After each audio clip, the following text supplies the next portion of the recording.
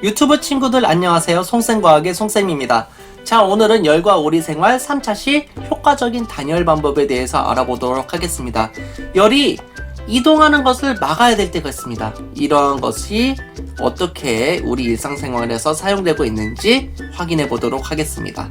자, 단열의 의미를 알고 효과적인 단열 방법을 조사하고 토의할 수 있다가 오늘의 학습 목표가 되겠습니다. 출발하도록 하겠습니다. 자, 단열은요, 열의 이동을 막는 것을 말합니다. 그래서 높은 온도로부터 보호하는 것도 단열이라고 볼 수 있고요. 낮은 온도로부터 유지하는 것도 단열이라고 볼 수 있습니다. 그래서 이 낮은 온도가 높아지지 않도록 계속 낮은 온도를 유지할 수 있도록 하는 것도 단열이고요. 높은 온도가 안쪽으로 들어오지 못하도록 막는 것도 단열이라고 볼 수 있겠죠. 그리고 우리가 가장 존경해야 될 분 소방관도요. 화재 진압에서 생기는 열을 막아주는 역할을 하는 이제 소방복도 다 단열의 이제 원리를 사용하고 있습니다.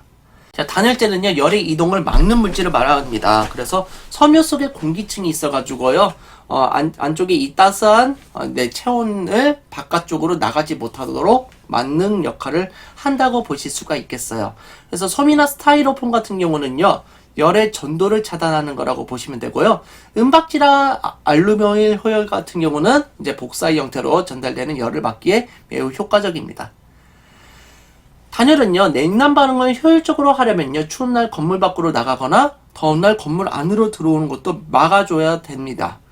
그래서 단열이 잘 된 집은요, 냉난 반응 효율이 높아서요, 에너지 소비를 줄일 수 있는데, 집안의 온도를 일정하게 유지하려면 단열을 해야 되고요, 경제력을 키우기 위해서는 이 단열을 필수적으로 해야 된다라는 거죠. 그러면 효과적인 단열 방법에는 무엇이 있을까요? 한번 알아보도록 하겠습니다.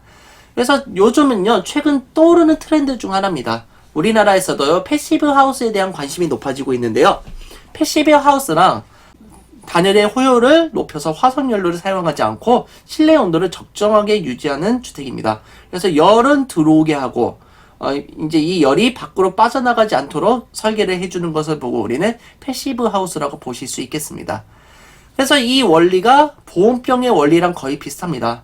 안에 있던 열이 밖으로 빠져나가지도 못하게 하는 것을 보고 우리는 보온병이라고 하잖아요. 이 보온병의 원리를 그대로 패시브 하우스에 전달을 한 겁니다. 그래서 외부에 있는 열이 들어오면요, 이 열이 바깥쪽으로 쉽게 빠져나가지 못하게 해가지고요, 적절한 난방 효과를 내게 만드는 것이 패시브 하우스라고 보시면 되겠습니다. 패시브 하우스는요, 단열 효과가 높은 단열재와 창문을 사용하고 있습니다. 그래서 불에 타지 않는 소재이면서 열이 바깥쪽으로 빠져나가지 못하는 단열재 성분이 있고요.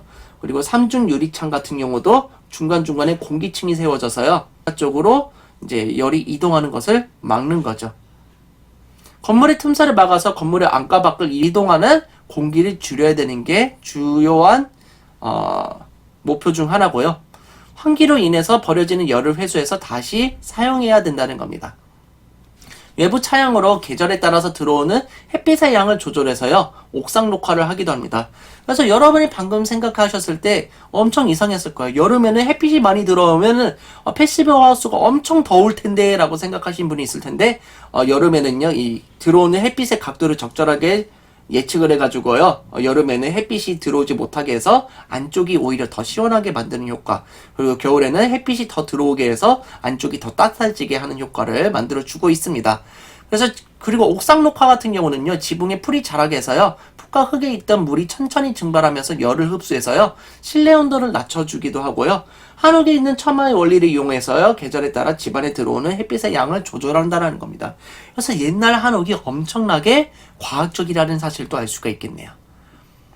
자, 그림과 같이 창문을 3중으로 만드는 것이 집의 단열 효과를 높이는데 어떻게 도움을 주는 건가요?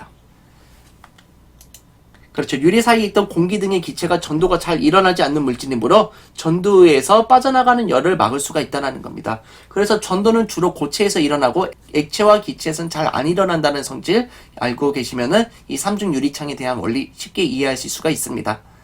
자, 단열에 대해서 살펴보도록 하겠습니다. 첫 번째는 보온병인데요. 진공으로 된 이중벽 같은 경우는요, 전도나 대류에 의한 열의 이동을 막고 있고요, 안에 은도금이 돼 있을 겁니다. 복사에 의한 열의 이동을 막고 있다는 사실 알 수 있겠습니다. 북극곰의 털은요, 매우 두텁습니다. 그리고 사이사이에 공기층이 많이 있는데요. 이 공기층이 체온을 뺏어가지 않도록 도움을 주고 있다는 겁니다. 방한복 같은 경우는요, 사람들이 겨울철에 입는 방한복의 섬유 속에는요, 공기층이 있습니다. 체온을 빼앗기지 않도록 도움을 주고 있고요. 그래서 뭐 동물의 털이라든지 그런 것 사이사이에서도 공기가 차 있잖아요. 그래서 동물의 털이라든지 이제 인공 섬유 같은 것을 많이 넣어서 활용하고 있다라는 겁니다. 자, 보온, 단열, 뽁뽁이 같은 경우도 마찬가지죠. 이 뽁뽁이 사이사이에 공기층이 있기 때문에요. 이 공기가 전도로 인해서 밖으로 열이 빠져나가거나 들어오는 것을 막고 있고요. 서핑고 같은 게 우리나라에서 이제 삼국시대부터 사용했던 얼음 창고입니다. 환기구를 통해서 더운 공기가 밖으로 빨리 빠져나가도록 하였고요. 밖의 열이 안으로 쉽게 들어오지 못하도록 진흙과 석회를 쌓고요. 그 위에다 잔디를 심었다는 사실. 그리고 얼음이 녹아 생긴 물이 잘 빠지도록 정사진의 배수로를 만들었고요. 옛날에도 그래서 여름에 얼음을 먹을 수 있었던 조상들의 지혜를 엿볼 수가 있다라는 거죠. 배운 내용 정리합니다. 일상생활에서 단열을 활용한 예가 뭐가 있었습니까? 그렇죠. 보온병도 있었고요. 패시브 하우스, 방한복 이런 것들이 있었죠. 자, 다음 중 열의 전도와 관계 있는 현상은 무엇일까요?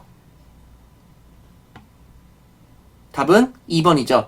집을 지을 때 단열재를 사용하는 겁니다. 그래서 단열재를 사용하면은 전도로 인해서 열이 밖으로 빠져나가는 것을 막기 때문에 이런 단열재를 사용하는 것 또한 열의 전도를 막아주는 역할을 활용하는 예라고 보실 수가 있겠죠. 열의 이동을 막는 것은 단열이라고 한다. 기억해 두시고요. 다음 이 시간에는요, 온도가 다른 두 물체가 열 평형에 돌아가는 과정에 대해서 알아보도록 하겠습니다. 여러분 그동안 열심히 공부하시고요. 송쌤과 구독, 좋아요 부탁드리겠습니다. 여러분 감사합니다. 빠이.